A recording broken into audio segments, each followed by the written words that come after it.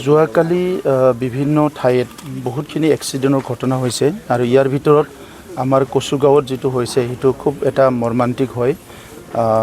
আমাৰ যিটো শাওণ মাহত বলবমত যায়, তেখেতসকলে বলবমত গৈছিলে আৰু একে টিম ৰিটাৰ্ণ আহি পেলাই মহামায়াত তেখেতসকলে আছিলে আৰু তাত প্ৰসাদ খাই ঘৰত আহিবলৈ বিচাৰিছিলে। সেই সময়তে নেশ্যনেল হাইৱেত ট্ৰাক আহি পেলাই আমাৰ 5জন ব্যক্তিক তাতে এক্সিডেণ্ট কৰি মৃত্যুবৰণ হয় আৰু তেখেতসকলৰ ভিতৰত মই চালোঁ যে সবেই গৰীব ঘৰৰে হয় আৰু ইয়াত মানে সৰু অলপ বাল্য আছে আৰু মেক্সিমাম ডেকা ল'ৰাই হয়।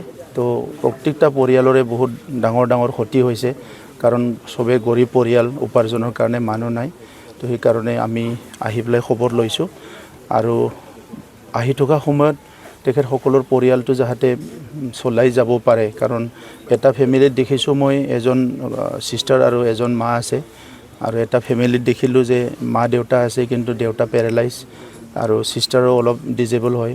চ' বহুতখিনি অলপ দুখদায়ক এটা ঘটনা, দুখ লগা এটা ঘটনা এটা দেখিবলৈ পাইছোঁ বা পৰিৱেশ এটা দেখিবলৈ পাইছোঁ।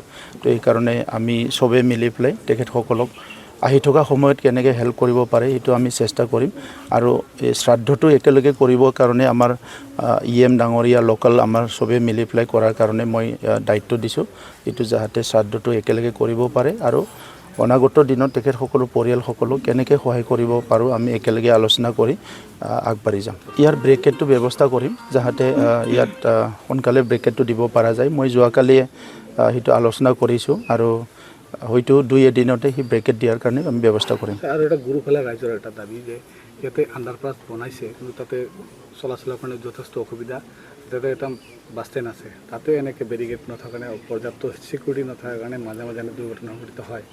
এই বিষয়ে আপুনি কি ধৰণৰ ব্যৱস্থা? নেশ্যনেল হাইৱে সেইকাৰণে মই SDO চিভিল আছে আমাৰ গোসাইগাঁৱত, মই SDO চিভিলক কথা পাতি য'ত য'ত প্ৰয়োজন আছে পুলিচ আৰু আমাৰ SDO চিভিল একেলগে লগ লাগি ক'ত এনেকুৱা ব্ৰেকেটৰ প্ৰয়োজন আছে সেইটো চাই পেলাই কৰা হ'ব। আৰু গাড়ীটো এইখিনি বহুত স্পীডত চলায়, মানে এতিয়া 4 লেন হোৱাৰ পৰা গাড়ী বহুত স্পীডত যায়, সেইকাৰণে বিভিন্ন জেগাত প্ৰায় এক্সিডেণ্টটো খুব সঘনে হয়। তো সেইকাৰণে আমি এটা হ'ল সজাগতা, আনটো হ'ল যিখিনি ব্ৰেকেটৰ দৰকাৰ আছে সেইখিনি অলপ ব্যৱস্থা কৰা যাব। তেখেতকো আমি আমাৰ খবৰ ল'ব, আমাৰ টিমে যাই পেলাই মই এতিয়া গম পালোঁ যে তেখেতৰো মানে অলপ অৱস্থাটো ভাল নহয়, গতিকে তেখেতৰ ট্ৰিটমেণ্টটো আমি খবৰ ল'ম।